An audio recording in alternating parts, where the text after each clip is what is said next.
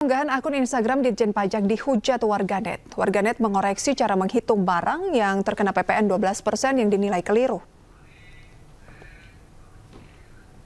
Akun Ditjen Pajak Republik Indonesia mengunggah simulasi menghitung barang yang terkena PPN 12%. Menurut perhitungan DJP, kenaikan tarif PPN ini hanya akan memberi dampak kenaikan 0,9% terhadap harga jual barang dan jasa ke konsumen. Namun simulasi ini mendapat kritik dari warganet. Warganet menilai simulasi ini terlalu menyederhanakan efek domino dari kenaikan tarif PPN 12%, sehingga berpotensi menyesatkan masyarakat, di mana PPN berdampak langsung pada setiap tahap rantai pasok, mulai dari bahan baku hingga barang jadi.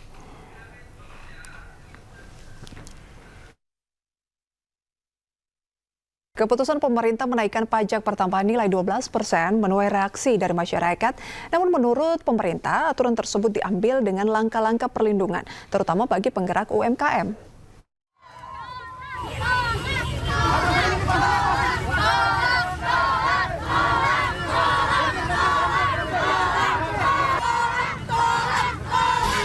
Rencana kenaikan pajak pertambahan nilai menjadi 12% awal tahun depan menuai reaksi dari masyarakat. Rencana ini melahirkan petisi penolakan yang telah ditandatangani lebih dari 113.000 orang. Tidak hanya itu, ratusan pemuda juga menyuarakan penolakan mereka di Jakarta dan meminta agar Presiden Prabowo membatalkan keputusan PPN 12%.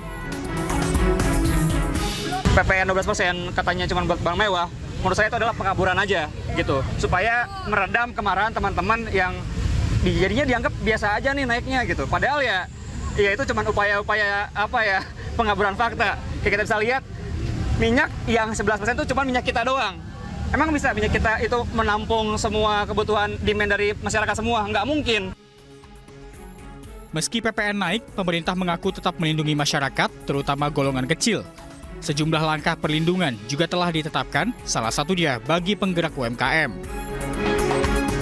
Bagi kelompok masyarakat yang tidak mampu, akan dilindungi atau bahkan diberikan bantuan. Disinilah prinsip negara hadir. Ini asas keadilan akan kita coba terus, tidak mungkin sempurna tapi kita coba mendekati untuk terus menyempurnakan dan memperbaiki. Oleh karena itu, meskipun tadi disampaikan oleh Pak Menko undang-undang mengenai HPP, mengenai PPN 12% itu diberlakukan, selama ini pemerintah dan DPR di dalam mendesain undang-undang juga memperhatikan atau terus memperhatikan keperpihakan kepada masyarakat tersebut.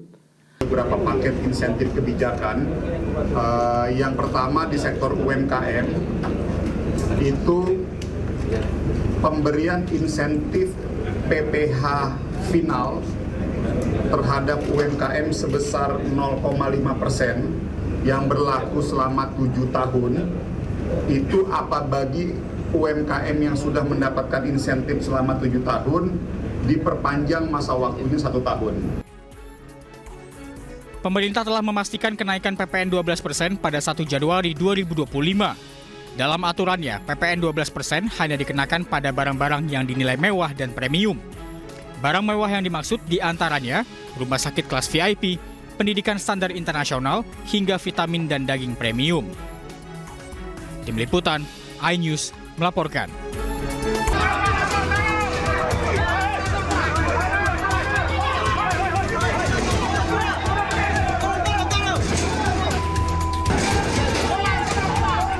Video amatir merekam buruh pelabuhan terlibat keributan dengan penumpang kapal KM Sinabung tujuan Ambon di Pelabuhan Murhum, Kota Bau-Bau, Sulawesi Tenggara pada puncak libur Nataru 2024. Buruh pelabuhan yang semakin emosi kemudian mencoba naik ke atas kapal dengan menggunakan tangga penumpang.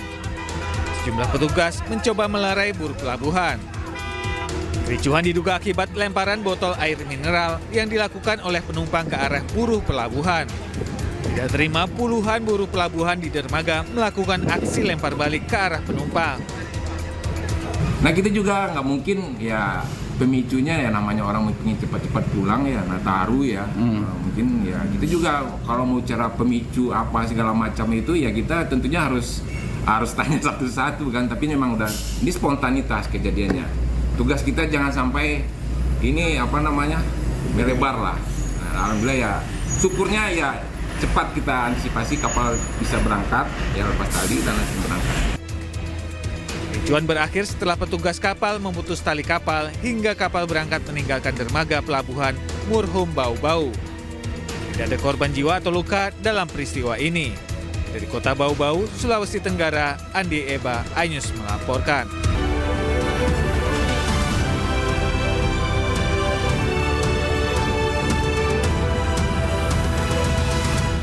Di mana takut diamuk warga saat aksinya mendapat perlawanan dari korbannya, seorang penjamret nekat menceburkan diri ke Kali Anak Ciliwung, Jakarta. Polisi mengevakuasi pelaku yang ketakutan lantaran dikelilingi warga yang geram. Tarik.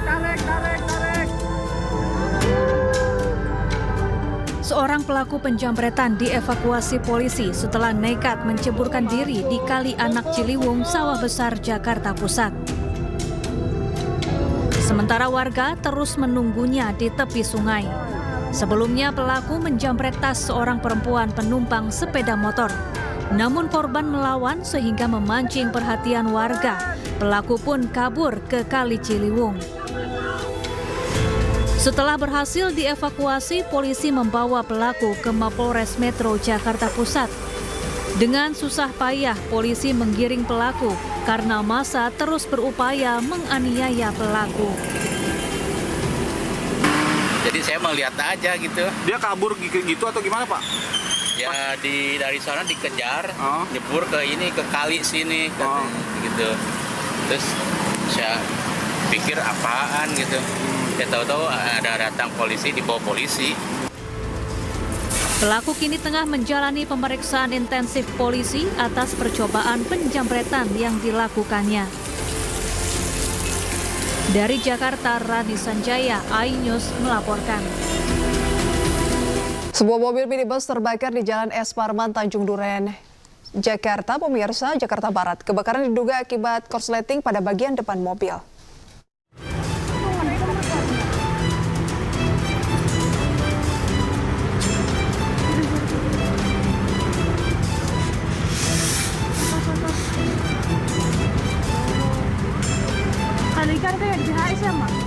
Pengguna jalan panik saat sebuah minibus terbakar di Jalan Ledjen S. Parman, Tanjung Duren Selatan, Jakarta Barat, Minggu malam. Api dengan cepat membakar bagian depan minibus saat arus lintas macet. Sejumlah petugas kepolisian lalu lintas berjibaku memadamkan api dengan alat pemadam api ringan, namun gagal. Api padam setengah jam kemudian setelah petugas pemadam kebakaran menerjunkan 2 unit damkar dan 10 personil ke lokasi. Diduga penyebab kebakaran akibat korsleting listrik pada bagian mesin mobil. Nah itu mobil apinya itu udah dari depan, dari kap mesin depan itu. Nah kejadian kan di sini udah macet dari siang. Cuman mungkin itu udah mesin overhead atau panas gitu ya. Iya. Tahu gitu loh. Pengemudi yang merupakan seorang pria Parubaya selamat. Arus lalu lintas kembali normal setelah minibus yang terbakar dievakuasi petugas. Dari Jakarta, Miftahul Gani, iNews melaporkan. Menghindari mobil dari arah berlawanan, bus pariwisata dari Tangerang menabrak pembatas jalan di kawasan Lembang, Kabupaten Bandung Barat. Meski seluruh penumpang bus selamat, bagian depan bus mengalami kerusakan yang cukup parah. Assalamualaikum, tuh iya tuh, aduh. Ayah tuh, ayah bus langsung nyuksruk. Tekor los rem. Para bahaya, posisi berhasil. Inilah bus pariwisata yang menabrak pembatas jalan di kawasan Lembang, Kabupaten Bandung Barat. Seluruh penumpang bus yang berasal dari Tangerang ini mengalami kepanikan dan syok saat bus yang ditumpanginya mengalami kecelakaan tunggal. Menurut pengemudi bus, saat akan menuju Bandung dari arah Lembang, terdapat sebuah mobil dari arah berlawanan yang mengambil jalur jalan bus. Untuk menghindari kecelakaan dengan mobil, pengemudi bus pun membanting setir ke kanan hingga akhirnya menabrak pembatas jalan. Nggak kena. Terus saya menghindari itu. Kalau saya ambil, habis mobilnya. Jadi panik gitu ya, Kang? Panik gitu? Iya, panik. Kaget ya, namanya di tikungan kan.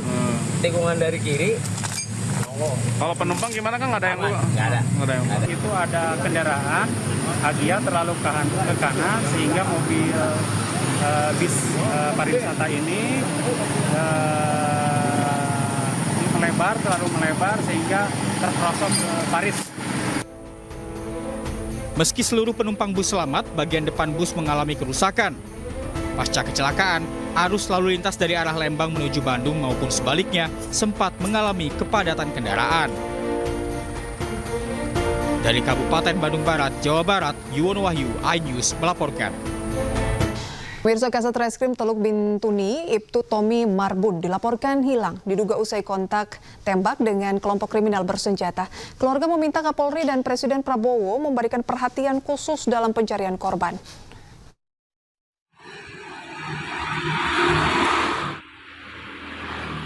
Suasana haru meliputi kediaman Kasat Reskrim Polres Teluk Bintuni Ibtu Tommy Marbun yang hilang saat melakukan operasi gagum terhadap kelompok kriminal bersenjata di distrik Moskona Utara.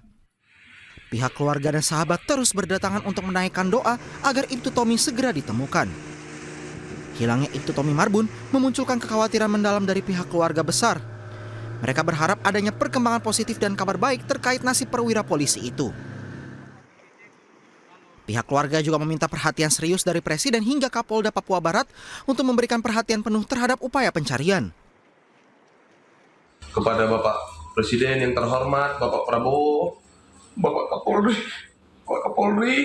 Bapak Kapolda, untuk memberikan perhatian lebih kepada tim yang melakukan evakuasi atau tim yang melakukan penyisiran.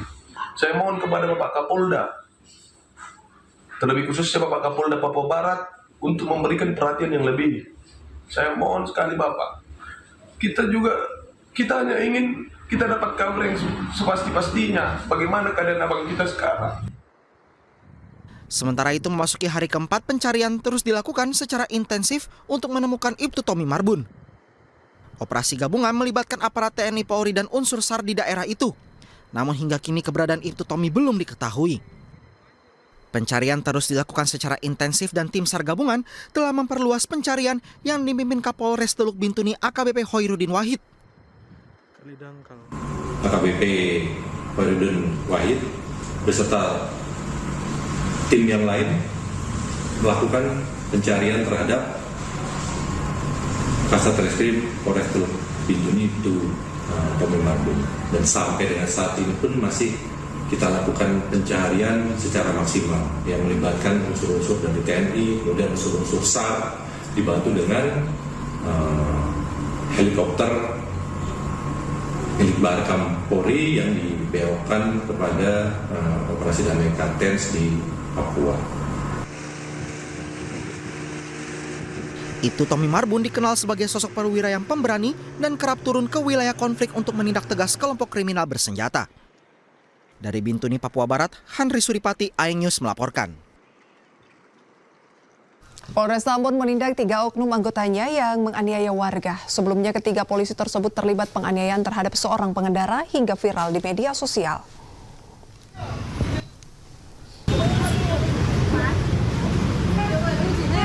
Pasca kejadian penganiayaan yang dilakukan oknum anggota Polri terhadap seorang pengendara hingga viral di sosial media, Polsek KPYS Polresta Pulau Ambon dan Pulau-Pulau Lease langsung mengambil langkah. Kasus ini diproses berdasarkan laporan ST, seorang warga Kompleks Stein, Desa Batu Merah, Kecamatan Sirimau, Kota Ambon, yang mendatangi kantor SPKT Polda Maluku Jumat malam. Kapolresta Pulau Ambon dan Pulau-Pulau Lease, Kombes Pol Drianto Andri Ibrahim mengatakan pihaknya kini mengamankan ketiga oknum polisi di tempat khusus atas tindakan yang dinilai berlebihan dalam menjalankan pengaturan lalu lintas. Ketiganya yaitu Bribka EW, kemudian Aibda JT, serta Bribda SD. Ini untuk menunjukkan bahwasannya kami menerapkan langkah cepat untuk menjaga situasi tetap kondusif, dan kami menerapkan dengan seadil-adilnya penerapan hukum pada anggota yang melakukan kesalahan. Dengan ini kami menyampaikan permohonan maaf kami yang sedalam-dalamnya atas perbuatan kami pada saat melaksanakan kegiatan pengaturan lalu lintas di Jalan Samratulangi. Puluhan warga di Kabupaten Purbalingga, Jawa Tengah menggerebek sebuah kios yang menjadi tempat penjualan obat terlarang. Warga yang didominasi ibu-ibu ini geram dan emosi dengan maraknya peredaran obat terlarang di desa mereka. Waduh, bakar. Puluhan warga yang didominasi ibu-ibu ini geram dan ramai-ramai menggerebek sebuah kios di Desa Karangsari, Kabupaten Purbalingga, Jawa Tengah. Kios ini telah lama dicurigai sebagai tempat menjual obat terlarang yang meresahkan warga desa. Kios yang berdiri di area persawahan ini berkedok menjual makanan dan minuman ringan untuk mengelabui warga. Namun warga curiga sebab setiap malam banyak anak usia remaja mendatangi kios secara diam-diam. Saat digerebek, warga berhasil mengamankan 2 orang, yakni pembeli dan penjual obat terlarang, serta menemukan puluhan paket obat terlarang yang telah dikemas dan siap jual. Menurut warga, peredaran obat terlarang di desa mereka telah berlangsung lama dan telah banyak anak muda menjadi pecandu obat terlarang. Ya, memang warga itu sudah geram sekali ya, sudah berkali-kali diperingatkan, tapi tetap masih di sini masih jualan terus, sehingga itu sampai geram, itu kan sampai marah banget gitu. Jualan apa sih? Jualan obat-obatan, minum obatan, ya, terutama ini masih ada putih-putih dan sebagainya. Warga mengaku akan terus melakukan pembersihan tempat penjualan obat terlarang untuk memberantas maraknya praktik penjualan obat terlarang di wilayah desa mereka. Dari Purbalingga, Jawa Tengah, Catur Edi Purwanto, iNews melaporkan. Terima kasih pemirsa Anda kembali bersama kami di iNews Siang. Suami artis Sandra Dewi dan terdakwa kasus korupsi tata niaga timah Harvey Muiz akan menjalani sidang putusan atau vonis di Pengadilan Tipikor Jakarta. Merupakan hal yang tidak sekarang saya di atas. Berikut merupakan fakta-fakta. Berdasarkan informasi dari PN Jakarta Pusat, sidang akan berlangsung siang ini dan dipimpin oleh Hakim Ketua Eko Arianto. Selain Harvey, beberapa terdakwa lain yang juga terseret kasus timah ini juga akan menjalani sidang pembacaan putusan hari ini. Harvey dituntut pidana penjara selama 12 tahun serta pidana denda 1 miliar rupiah. Ia juga dituntut membayar uang pengganti sejumlah 210 miliar subsidi 6 tahun penjara. Suami dari artis Sandra Dewi ini dinilai telah merugikan negara sejumlah 300 triliun rupiah berdasarkan perhitungan Badan Pengawas Keuangan dan Pembangunan Republik Indonesia.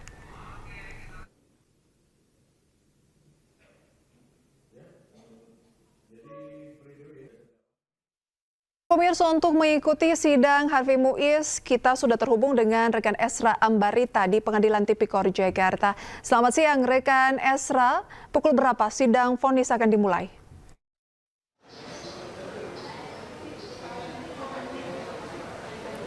Iya, selamat siang Prisa dan juga pemirsa. Kalau menukil langsung dari website resmi dari Pengadilan Negeri Jakarta Pusat, seyogianya persidangan ini seharusnya dimulai pada pukul 10. Namun kami pantau sejak tadi ini persidangan belum tampak dimulai dan untuk ruang sidang pun belum dibuka karena kami lihat para pengunjung masih banyak sekali menanti atau hendak menyaksikan persidangan kali ini. Bahkan awak media pun masih diminta untuk menunggu di luar tentunya. Namun dikonfirmasi ini akan digelar pada siang hari ini dengan agendanya adalah mendengarkan vonis maupun putusan untuk 3 terdakwa. Adapun 3 terdakwa di antaranya adalah yang pertama Harvey Muiz yang merupakan suami dari Sandra Dewi dan yang kedua adalah Direktur PT RBT dan yang ketiga adalah Direktur Pengembangan Usaha dari PT RBT.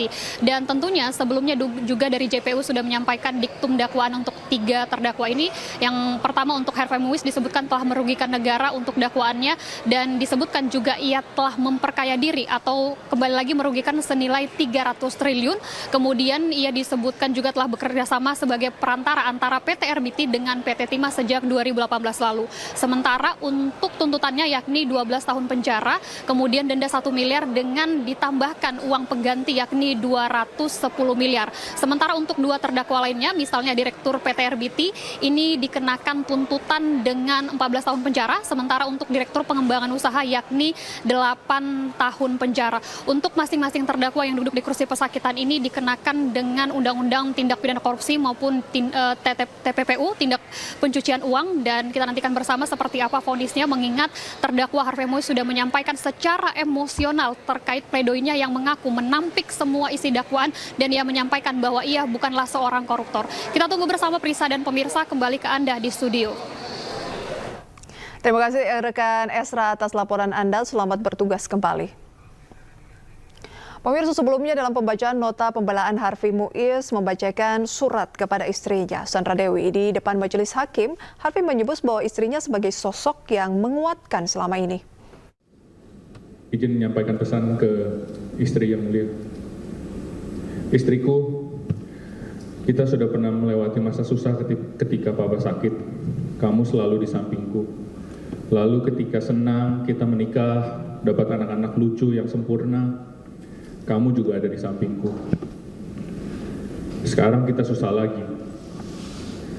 Kamu tidak pernah bersungut-sungut, tidak pernah mengeluh, tidak pernah menyalahkan keadaan, bahkan menjadi pilar penyangga keluarga kita. Tanpa kamu aku runtuh. Terima kasih Sandra Dewi, kamu.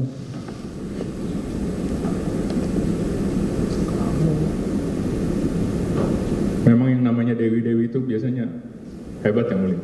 Istri beliau namanya juga Dewi yang mulia. Sandra, Chandra, Dewi, semua yang mulia.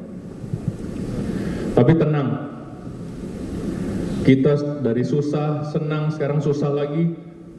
Sekarang kita tinggal tunggu senangnya aja. Masa susah terus. Titip anak-anak, jangan lupa berdoa setiap hari biar papa wamilnya cepat selesai. Suami-suami, bapak-bapak di luar sana, bersyukurlah kalau ditelepon istri, dicariin, disuruh pulang. Pemirsa, kita ke informasi lain, seorang istri yang menyeret suaminya di Cipayung, Jakarta Timur akibat terpergok selingkuh terancam 10 tahun penjara. Tersangka tidak hanya selingkuh dengan satu pria, namun dengan dua pria sekaligus.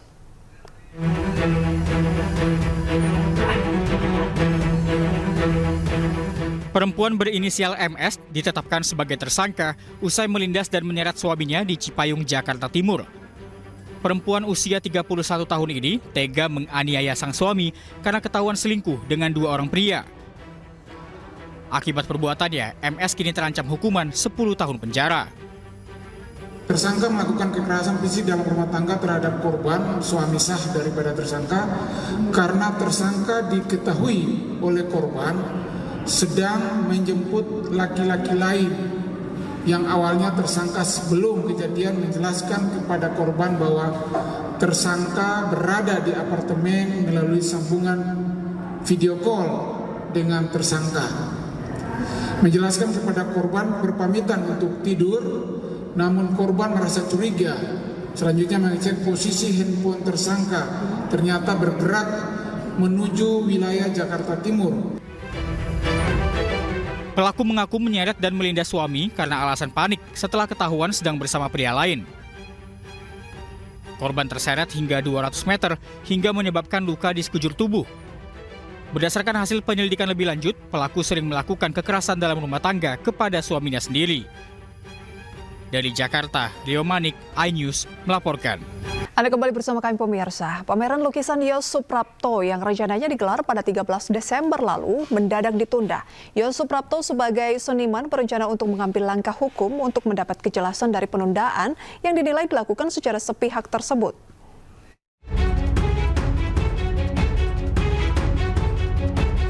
Pameran tunggal seniman Yos Suprapto yang dijadwalkan berlangsung di Galeri Nasional Indonesia Jakarta pada 19 Desember ditunda. Pameran ditunda secara mendadak meski persiapan pameran telah dilakukan sejak setahun lalu. Peristiwa penundaan bermula dari kurator yang ditunjuk oleh Galeri Nasional, Suwarno Wisetrotomo, yang meminta agar 3 lukisan karya Yos disensor dengan alasan terlalu vulgar dan tidak sesuai dengan tema pameran. Menanggapi peristiwa ini, Yos Suprapto bersama dengan Yayasan Lembaga Bantuan Hukum Indonesia akan mengambil langkah hukum demi mendapatkan kejelasan mengenai kelanjutan dari pameran.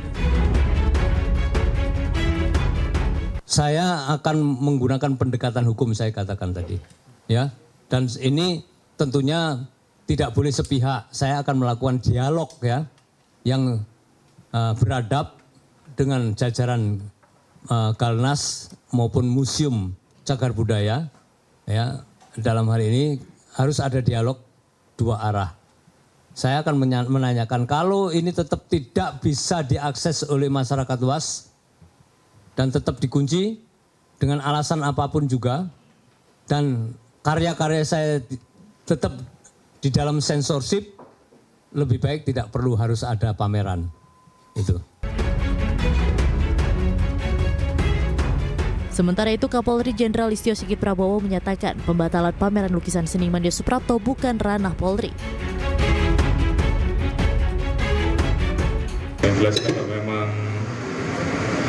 ada kesepakatan antara kurator dengan yang akan melaksanakan pameran, posisi kita tidak dalam konteks itu. Tapi terkait dengan masalah keamanan, apabila memang ada permasalahan yang terkait dengan hal-hal yang dibutuhkan pelayanan dari kepolisian, kita akan bantu.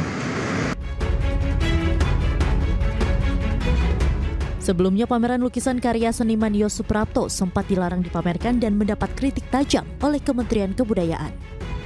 Sejumlah lukisan dianggap menyinggung pihak tertentu dan bernuansa vulgar. Pameran pun dipaksa harus tertunda hingga batas waktu yang belum ditentukan. Tim Liputan iNews melaporkan. Pemirsa, pembatalan pameran lukisan tunggal seniman Yos Suprapto di Galeri Nasional Kamis selalu memicu kontroversi di kalangan publik dan tokoh nasional. Hal ini juga ditanggapi oleh Gubernur DKI Jakarta periode 2017 hingga 2022 Anies Baswedan, dan juga ada Menko Polhukam periode 2019 hingga 2024 Mahfud MD. Melalui akun X pribadinya, Anies Baswedan menyoroti keputusan ini sebagai tindakan yang justru dapat menarik perhatian lebih terhadap seni yang dilarang. Sementara Mahfud MD mengkritik langkah Galeri Nasional yang mencopot 5 dari 30 lukisan karya Yos Suprapto yang sudah disiapkan selama 1 tahun, serta mengatakan bahwa hal ini mencederai kebebasan berekspresi. Sebelumnya, pameran lukisan karya seniman Yos Suprapto sempat dilarang dipamerkan dan mendapatkan kritik tajam oleh Kementerian Kebudayaan. Sejumlah lukisan dianggap menyinggung pihak tertentu dan bernuansa vulgar. Namun Yos menolak keras, menyebut keputusan tersebut sebagai bentuk penyensoran atas karyanya yang menyoroti isu sosial dan juga politik. Oknum tertentu itu salah. Kemudian diundur menjadi 19 Desember sehingga Sementara itu, Menteri Kebudayaan Fadly Zon menepis adanya pemberedelan pameran lukisan karya Yos Suprapto. Pembatalan pameran di Galeri Nasional tersebut murni karena kurator tidak sependapat terhadap beberapa karya lukis yang dipasang. Di dalam pameran itu, ya yang berkuasa itu sebenarnya kurator. Nah, kurator itu sudah bekerja sama dengan senimannya memilih tema tentang kedaulatan pangan. Nah, di dalam proses akhirnya ternyata ada beberapa lukisan yang tidak sesuai dengan tema. Bahkan kurator itu sudah mendiskusikan itu dan tidak sependapat. Tapi menurut informasi yang kami terima, si senimannya memasang sendiri lukisan itu, bukan kurator. Jadi memasang sendiri lukisan-lukisan yang tidak disetujui oleh kurator. Nah, beberapa lukisan itu saya kira menurut kurator tidak pas, tidak tepat dengan tema. Ada yang tema yang mungkin motifnya politik, bahkan mungkin makian terhadap seseorang. Kemudian juga ada yang telanjang, itu juga tidak pantas. Sedang bersetubuh kira-kira begitu ya, telanjang, dengan memakai topi yang mempunyai identitas atau afinitas budaya tertentu. Seperti topi Jawa atau Raja Jawa atau Raja Mataram, itu kan bisa membuat ketersinggungan orang, itu bisa masuk kategori sara, gitu ya. Nah, kita tidak ingin ada hal-hal seperti itu. Kita tidak ingin mengekang ekspresi kebebasan. Saya kira kita semua sangat mendukung kebebasan berekspresi, tapi tentu kebebasan berekspresi jangan sampai melampaui batas kebebasan orang lain. Ini yang saya kira dan tidak ada beredel. Tidak ada beredel itu kurator yang Keputusan pemerintah menaikkan pajak pertambahan nilai 12% menuai reaksi dari masyarakat. Namun menurut pemerintah, aturan tersebut diambil dengan langkah-langkah perlindungan, terutama bagi penggerak UMKM.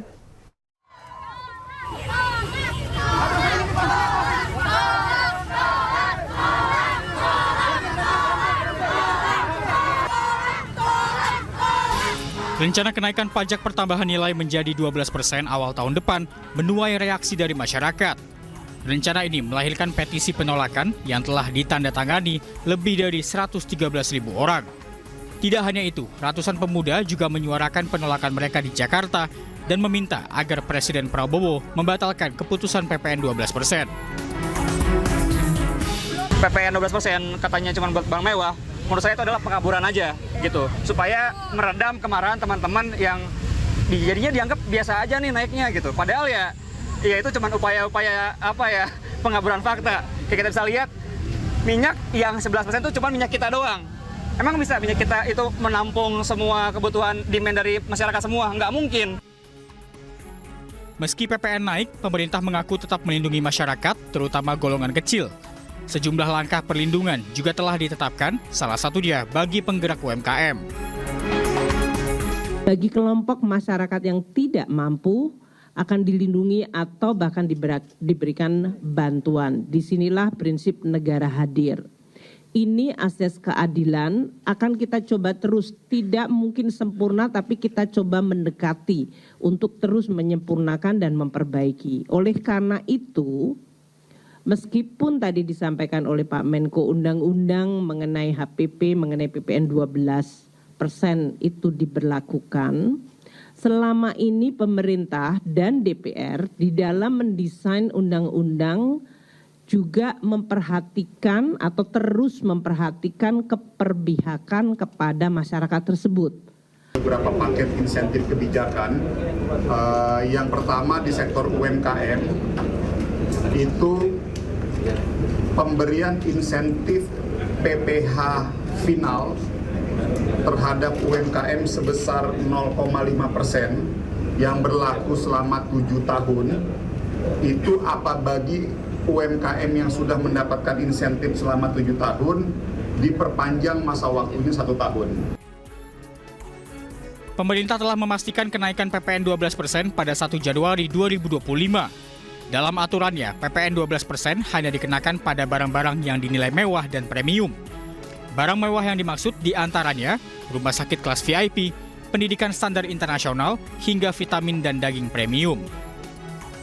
Tim Liputan, iNews melaporkan. Sementara itu, pemirsa, unggahan akun Instagram Ditjen Pajak dihujat warganet. Warganet mengoreksi cara menghitung barang yang terkena PPN 12% yang dinilai keliru. Akun Ditjen Pajak Republik Indonesia mengunggah simulasi menghitung barang yang terkena PPN 12%. Menurut perhitungan DJP, kenaikan tarif PPN ini hanya akan memberi dampak kenaikan 0,9% terhadap harga jual barang dan jasa ke konsumen. Namun simulasi ini mendapat kritik dari warganet. Warganet menilai simulasi ini terlalu menyederhanakan efek domino dari kenaikan tarif PPN 12%, sehingga berpotensi menyesatkan masyarakat, di mana PPN berdampak langsung pada setiap tahap rantai pasok, mulai dari bahan baku hingga barang jadi.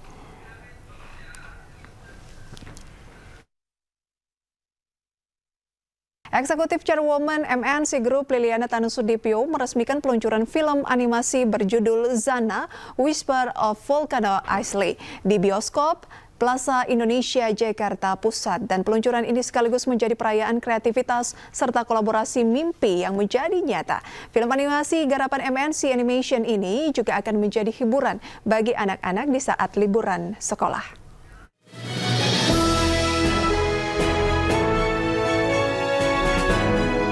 Setelah sukses dengan sejumlah film animasi seperti Kiko dan Titus, kini MNC Animation menghadirkan film animasi garapannya yang berjudul Zana, Whisper of Volcano Isle. Film yang diproduseri Liliana Tanusudipio ini membawa pesan positif tentang persahabatan, keberanian, serta kepercayaan pada diri sendiri. Menjadi tontonan yang bermutu dan berkualitas, film animasi Zana, Whisper of Volcano Isle akan tayang perdana pada 2 Januari 2025 untuk menemani anak-anak di saat libur sekolah. Peluncuran film animasi garapan MNC Animation di bioskop 21 Plaza Indonesia Jakarta Pusat ini turut dihadiri sejumlah figur publik serta para pemeran suara seperti Alia Nur Sabrina, pengisi suara Zana, Brooklyn Arif Rea, pengisi suara Novi, serta Robi Purba, pengisi suara Atlas dan Oleander. Kita harus berbuat sesuatu untuk anak-anak Indonesia gitu ya. Kita harus membuat film yang bermutu, yang dapat memberikan edukasi bagi mereka. Kita melihat ke alam ya, melihat ke alam, terus melihat ke hewan-hewan gitu ya. Jadi saya melihat ada sosok yang menarik nih, kupu-kupu. Jadi kupu-kupu itu dijadikan hidup seperti manusia, meskipun dia punya sayap. Nah, orang Indonesia kalau ngelihat orang sama sayap itu pasti peri katanya. Betul juga. Jadi pada awalnya itu kupu-kupu bukan peri. Eksekutif Chairwoman MNC Group Liliana Tanusudibyo sekaligus produser eksekutif film animasi Zana berharap anak-anak Indonesia mampu menjadi pribadi yang lebih percaya diri dan berani dalam menghadapi kenyataan. Tim Liputan iNews melaporkan. Masih di iNews Siang bersama saya Reza Siregar, pemirsa. Dan kita berikut ke informasi berikutnya, pemirsa. Proses evakuasi ibu lansia dan anak-anak terpaksa dilakukan di tengah tingginya debit air dan derasnya banjir yang melanda permukiman warga di Kecamatan Manggala, Kota Makassar, Sulawesi Selatan.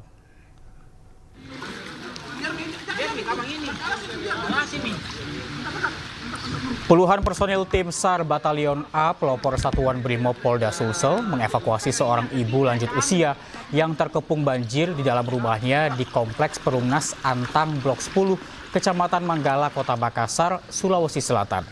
Proses evakuasi berlangsung dramatis lantaran tim SAR harus menerjang derasnya air banjir, terlebih ketinggian banjir di lokasi ini mencapai 2 meter.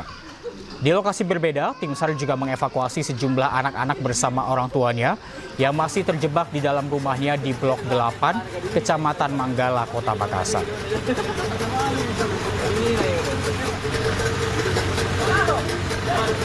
Wali Kota Makassar mengunjungi sejumlah posko pengungsian yang berada di Kompleks Perumnas Antang Blok 8 dan 10. Pemerintah Kota Makassar juga telah menetapkan darurat bencana. Dengan didampingi Kepala BPBD dan sejumlah unsur terkait, Wali Kota Makassar, Bohram dan Pomanto mengunjungi lokasi banjir di Kompleks Perumnas Antang Blok 8 dan 10 di Kecamatan Manggala, Kota Makassar, Sulawesi Selatan. Sudah 3 hari terakhir debit air banjir di kompleks ini terus bertambah hingga mencapai 2 meter lebih. Hujan deras yang melanda Kota Makassar sejak 5 hari terakhir membuat 3 kecamatan di Kota Makassar terdampak banjir parah. Berdasarkan data BPBD Kota Makassar, terdapat 409 kepala keluarga atau lebih dari 1.500 warga pengungsi ataupun mengungsi di 27 titik pengungsian. Dalam musim penghujan, awal musim hujan ini, dan kita harus bersiap kalau ini berlangsung bisa berkali-kali. Waktu pertama kali kemarin banjir itu cuma di tengah kota karena Maros, Baru, dan Goa tidak mengalami badai seperti Makassar. Tapi sejak kemarin saya sudah sampaikan lewat status saya agar siaga banjir. Dan untuk mengetahui informasi terkini, kita sudah bergabung dengan rekan Yul Yusfin di Kecamatan Manggala, Kota Makassar, Sulawesi Selatan. Selamat siang, Yul. Bagaimana situasi di sana saat ini? Selamat siang, Reza, dan juga pemirsa. Dapat Anda saksikan di belakang saya ini ketinggian air banjir yang berada di Blok 10 Kecamatan Antang. Dan saat ini ketinggian air terus naik seiring dengan bertambahnya curah hujan yang mengguyur seluruh wilayah Kota Makassar sejak Senin dini hari hingga Senin pagi ini. Dan kita lihat sendiri belakang saya ini, utama yang menghubungkan ini kecamatan di Manggala, tepatnya di Blok 10 Kecamatan Antang ini. Dan akibat banjir ini sendiri mengungsi di 2 posko pengungsian yang tersedia, baik itu di Masjid Mutakim dan juga Masjid Jabal Nur. Dan saat ini kalau kita lihat sendiri ini, di sekitar lokasi ini sudah nampak genangan air banjir menutupi hampir sebagian rumah warga, dan aktivitas tak dapat dilalui dan membuat sebagian warga berada di posko pengungsian dan tak dapat beraktivitas seperti biasa. Saat ini juga kami sedang bersama dengan pejabat utama dari Lantamal 6 sendiri yang saat ini sedang melakukan peninjauan di lokasi banjir. Kita akan berbicara langsung dengan dan Lantamal 6 Makassar, Marinir, Brigjen TNI Marinir, Bapak Wahyudi. Selamat siang, Bapak. Selamat siang. Sehat, Bapak? Alhamdulillah sehat, Pak. Pak, izin bisa disampaikan giatnya siang ini apa yang dilakukan hari ini, Pak, di lokasi ini, Pak? Giat siang ini kita situasi perkembangan sampai siang ini ketinggian air, sambil melihat situasi dan kondisi warga-warga yang tinggal di rumah dan sudah mengungsi, serta rumah-rumah yang sudah ditinggalkan. Kalau melihat banjir di sini, Pak, gimana, Pak, banjirnya saat ini, Pak? Apakah sudah surut atau?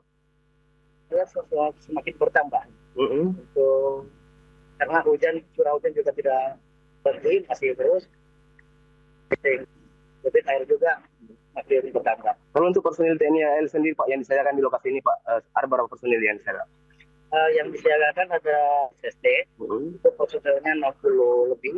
Kemudian ada yang standby di posko. Kemudian ada juga yang melaksanakan yang ada yang masih di rumah atau mengungsi yang memang untuk jalurnya itu terpotong serta air. Oh gitu. Baik. Pemirsa dan juga pemirsa, itu tadi bincang kami sedikit dengan Bapak Lantamal 6 Makassar. Dan memang kita ketahui sendiri proses evakuasi ini terus dilakukan oleh sejumlah tim SAR gabungan, tak hanya dari TNI AL sendiri dan juga beberapa unsur lainnya yang juga terlibat dalam proses evakuasi di lokasi desa. Baik, terima kasih Julius Fin melaporkan langsung dari Makassar, Sulawesi Selatan. Tentunya kita berharap bahwa banjir ini harus segera surut di kota Makassar. Selamat siang, selamat bertugas kembali. Nekat melewati banjir, seorang pengendara motor jatuh dan terseret arus banjir di Maros, Sulawesi Selatan. Bahkan seorang warga yang menolong ikut hanyut terbawa arus banjir.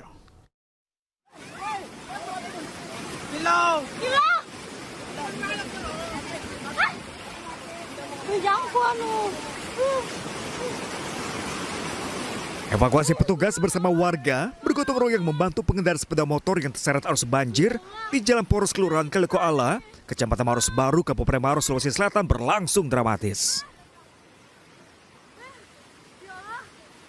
Bahkan saat motor berhasil ditarik, salah seorang warga yang membantu ikut terbawa arus banjir dan hanyut.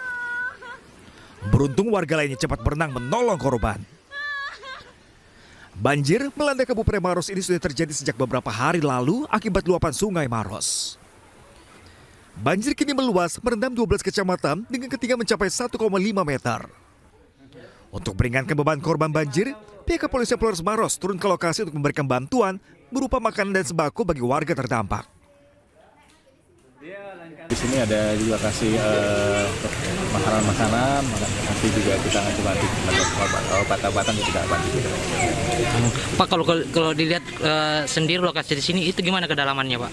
Jadi kedalaman di sini sekitar 80 cm mungkin ya. Jadi mudah-mudahan hujan reda jadi segera turun kembali. Setiap tahun langganan memang dengan banjir bandang, tapi memang tahun ini yang terparah untuk banjir bandang. Kejadian banjir bandang ini sampai memutus beberapa fasilitas berupa jembatan. Update kami terakhir kemarin sudah ada 15 jembatan yang terputus. Saat ini belum ada laporan masyarakat yang mengungsi di posko induk. Kebanyakan masyarakat memilih bertahan di rumah untuk menjaga harta benda. Dari Kabupaten Maros, Sulawesi Selatan, Wahyu Ruslan, iNews melaporkan. Viral di media sosial, aksi pemerasan joki penunjuk arah di kawasan wisata Puncak mematok tarif Rp800.000 lebih kepada wisatawan. Usai diamankan polisi, pelaku meminta maaf kepada masyarakat dan juga wisatawan yang merasa dirugikan. Pembicaraan kita di awal adalah seikhlasnya. Ya, sampai jalan raya doang. Ya. Bapak nggak ada ngomong sampai jalan raya. Ya. Bapak cuma ngomongnya tadi ini ikut alternatif. Saya tanya, Bapak mau dibayar berapa? Bapak bilang seikhlasnya. Makanya saya cuma ada 150. Seorang joki pemandu jalur alternatif di kawasan wisata Puncak Bogor meminta wisatawan untuk membayar biaya jasa pengantaran sebesar Rp850.000. Peristiwa berawal saat sang joki menawarkan jasa pengawalan jalur alternatif ke wisatawan. Keduanya pun sepakat karena awalnya sang joki tak mematok tarif dan mengaku siap dibayar seikhlasnya. Namun wisatawan yang mentransfer Rp150.000 kepada sang joki tak diterimanya karena meminta lebih. Pihak kepolisian bergegas memburu sang joki yang dinilai telah memaksa meminta sejumlah uang dan akan memproses secara hukum. Wisatawan yang mau ke atas menggunakan jasa masyarakat untuk kelancaran perjalanannya ke atas, akan tetapi masyarakat tersebut dengan komitmen akan diberikan uang.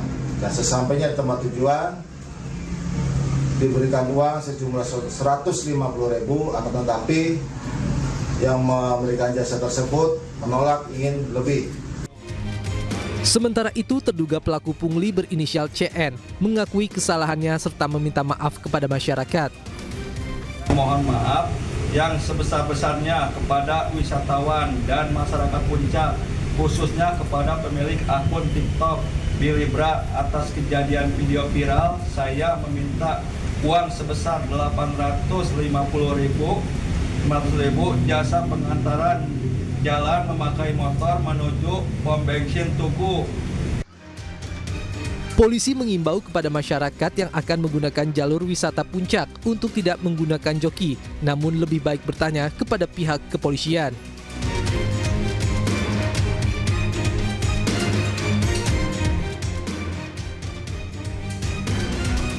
Kondisi arus lalu lintas penyeberangan kendaraan di Pelabuhan Merak Cilegon, Banten ramai.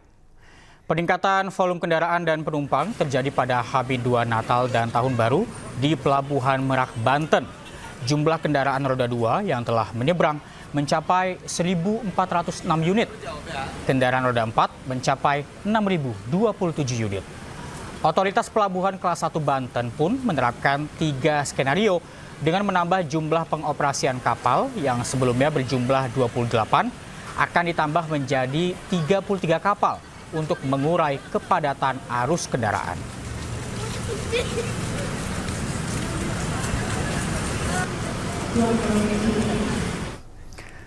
Dan untuk mengetahui informasi terkini, kita sudah bergabung dengan rekan Iskandar Nasution di Pelabuhan Merak Cilegon, Banten. Selamat siang, Iskandar. Bagaimana situasi di sana saat ini? Apakah kepadatan masih terjadi?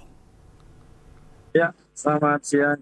Baik, dapat saya informasikan di Pelabuhan Merak sendiri. Saya tengah berada di dermaga sejak pagi hingga siang hari ini.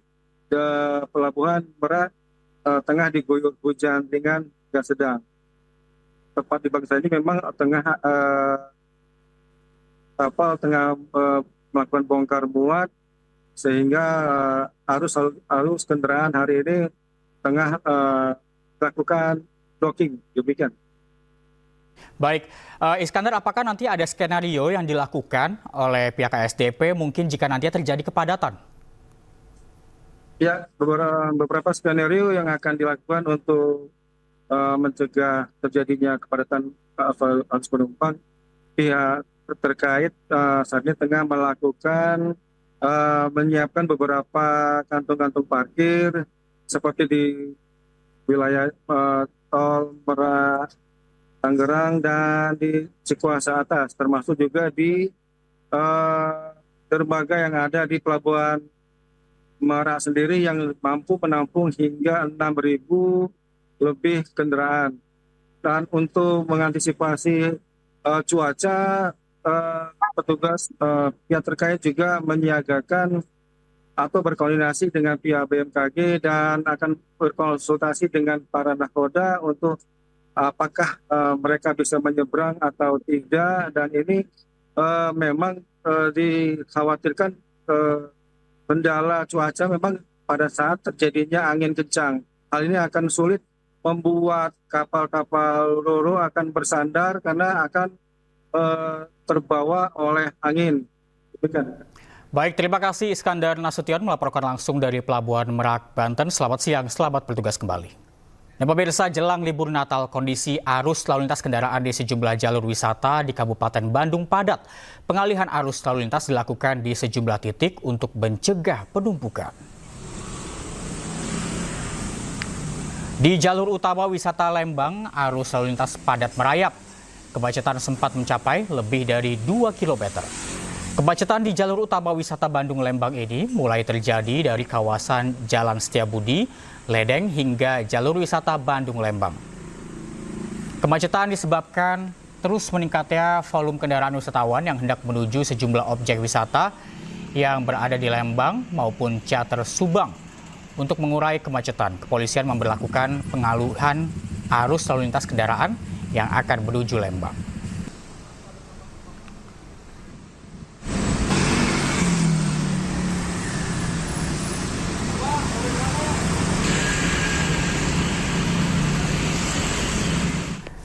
Dan pemirsa, untuk mengetahui informasi terkini, kita sudah terhubung dengan Ervan David di Simpang Ledeng, Bandung, serta Yuan Pangestu di Jalan Sadu Soreang, Ciwidey, Kabupaten Bandung. Selamat siang rekan-rekan, kita ke Ervan terlebih dahulu yang berada di jalur Lembang. Bagaimana Ervan situasi terkini di sana?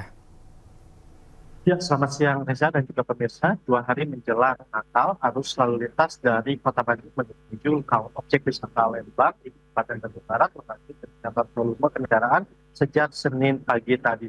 Dan kemacetan sendiri sudah terjadi dari Jalan Setiabudi hingga Simpang Ledeng, tempat saya melaporkan saat ini.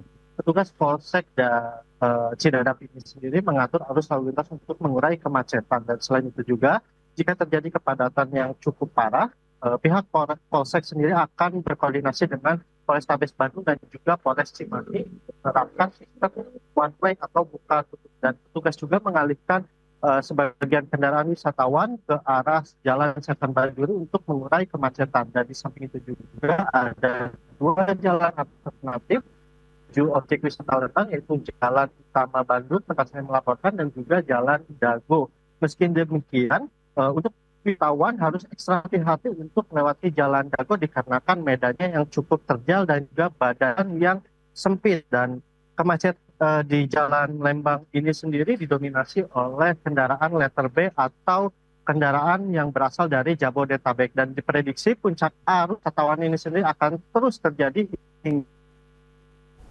2020 datang. Demikian Reza. Baik, jika di Simpang Ledeng sudah mulai ramai, kita akan memantau lokasi lainnya. Kita akan bergabung dengan rekan Yuan di Ciwidey. Selamat siang Yuan, bagaimana suasana di sana saat ini? Yang Reza dan juga saya dapat saya informasikan langsung dari Simpang Pertigaan Sadu, tepatnya di kawasan Soreang, Kabupaten Bandung. Simpang Sadu yang akan menuju kawasan Ciwidey ini masih terpantau ramai lancar, namun jika dibandingkan hari biasanya, arus lalu lintas di kawasan ini sendiri sudah mengalami kenaikan yang cukup signifikan. Untuk antisipasi dari pihak kepolisian sendiri di Simpang Pertigaan Sadu ini dari Polres Bandung menyiapkan one way sepenggal jika nantinya terjadi kepadatan arus di puncak libur Natal tahun ini. Dan diprediksi di Kabupaten Bandung sendiri baru akan terjadi pada hari Rabu mendatang, mengingat hari Rabu sendiri merupakan libur nasional Natal. Begitu, Reza.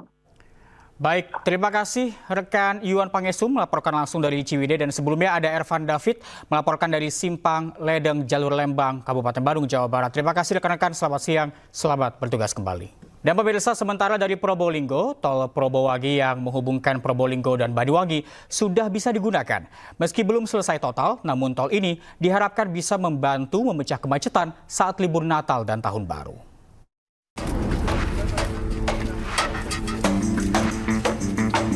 Menteri Pekerjaan Umum Dodi Hanggodo meninjau perkembangan tol Probowangi segmen 1, tepatnya di eksit tol Kraksaan, Kabupaten Probolinggo. Tol ini sudah bisa digunakan selama libur Natal dan Tahun Baru. Terpantau sejak diresmikan, tol Probowangi segmen 1 sudah dilewati sekitar 3.000 kendaraan yang melintas. Tol Probowangi segmen 1 ini diuji coba dari tanggal 21 Desember hingga 5 Januari dari jam 6 pagi hingga jam 4 sore dan hanya 1 jalur. Untuk arus mudik pada tanggal 21 hingga 27 Desember 2024, tol dibuka untuk pengendara yang menuju Bali. Sementara pada arus balik tanggal 28 hingga tanggal 5 Januari 2025, hanya pengguna dari arah Bali yang bisa melewati tol ini. Pembangunannya belum 100%, baru 80 sekian persen Pak ya. 84 sekian persen. Makanya kemudian dengan alasan safety kita ya dioperasikan setengah hari gitu ya, sampai jam 4 sore ya, sampai jam 4 sore, dan hanya bisa beroperasi separuh lajur. Warga yang melewati tol ini pun mengaku cukup puas. Mereka bisa menghemat waktu dalam berkendara menuju lokasi-lokasi favorit wisata seperti Banyuwangi dan Bali. Kebetulan ini kita mau coba bawa anak-anak untuk ke Bali. Alhamdulillah dari perjalanan dari Serang sampai Banten, dari Serang Banten sampai sekarang di mana? Probolinggo nih. Probolinggo itu alhamdulillah tidak ada kemacetan apapun. Siap. Dan lancar jaya. Alhamdulillah petugas-petugas polisiannya siaga terus di tiap-tiap titik dan alhamdulillah juga nggak ada benar-benar sama sekali macet. Saat ini pembangunan tol Probowangi bagian 1 masih dalam pembangunan, namun 84% telah rampung. Sementara untuk ruas Probolinggo Besuki rencananya akan selesai pada Juli 2025 mendatang. Dari Probolinggo, Jawa Timur, Hana Purwadi, iNews melaporkan. Anda masih bersama kami di iNews Siang, pemirsa. Wisatawan asal India nekat mencuri topeng di Desa Mas Ubud, Bali. Aksi pencurian yang dilakukan oleh bapak dan anak ini terekam kamera pengawas. Hello, welcome. Hello. Hello.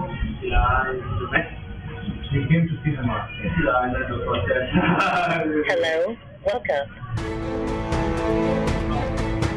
CCTV merekam aksi pencurian yang terjadi di toko seni penjualan topeng Bali di kawasan Ubud. Di awal video kedatangan wisatawan yang diduga ayah dan anak ini tidak mencurigakan. Namun di akhir video terlihat sang ayah mengambil topeng milik seniman tanpa membayar dan meninggalkan toko seni. Komang Mega, pemilik toko kerajinan topeng mengatakan aksi pencurian terjadi saat dirinya sibuk mempacking topeng pesanan pengunjung.